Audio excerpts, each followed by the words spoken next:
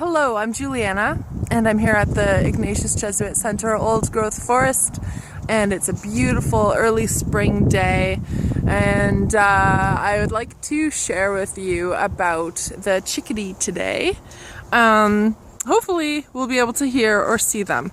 They seem to keep disappearing just as I get my camera out, so hang on tight. So let's take some time to listen. Perhaps you hear a lot of bird chirping and chattering. What does it sound like? How would you characterize the sound? Does it sound clear and crisp? Chickadees are very common throughout Canada, so see if you can find the birds making the sounds. They may be chickadees. So let's listen for a moment.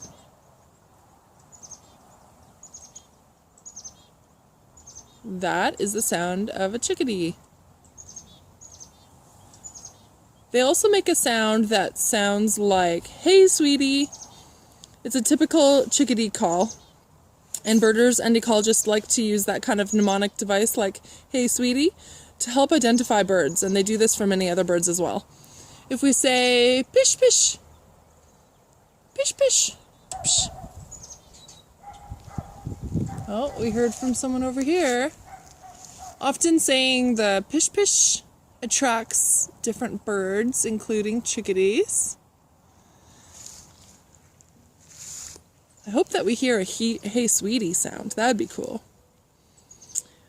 So they're really curious animals, and they tend to come closer when you are hanging out in the forest and you say pish pish. I can hear them, but they're actually being kind of shy today. Let's take a moment and imagine that we are chickadees. We're all members of a flock with a hierarchy and different roles. We are tough little birds, and many of us live here all year long.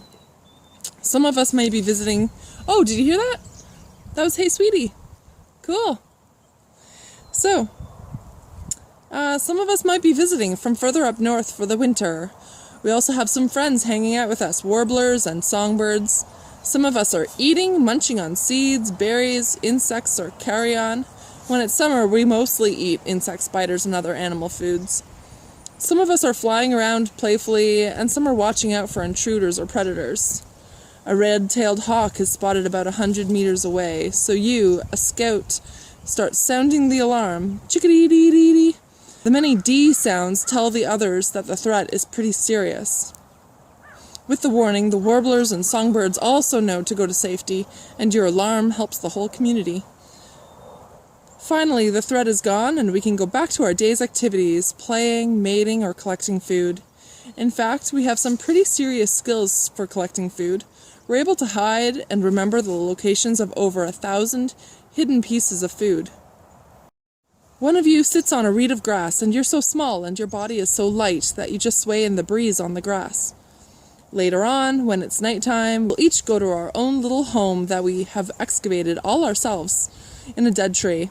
Community is great, but we like our own space, even in the winter. So old trees, like old gnarly maples, are really important to us, and we're really happy when humans let them keep growing. In fact, the oldest trees also supply us with our biggest food source, bugs. So, we'll come back to our human minds now and get grounded again. If you want to help support chickadees and have them around your home, you can attract them with suet, sunflower, and peanuts. They don't mind using tiny hanging feeders that sway in the wind, and also readily visit window feeders. Planting willow, alder, and birch trees provides further nesting habitat for chickadees. You can also build a nest box for them with lots of straw dust. You can contribute to research and conservation of chickadees and other birds by participating in citizen science projects. The one for birds is called Project Feeder Watch. It's an online database that you can contribute to when you see birds. This is a great way to contribute to the study of wildlife and to inform decision makers so that we can protect birds and other wildlife more effectively. Another great resource is the Cornell Lab of Ornithology. They have tons of information about all kinds of birds, and I recommend you give their website a visit if you would like to learn more about chickadees. Thank you for joining me to observe and talk about chickadees. I hope that you enjoyed our little adventure imagining ourselves as chickadees, and that you feel inspired to get to know them and their other forest friends. Take care.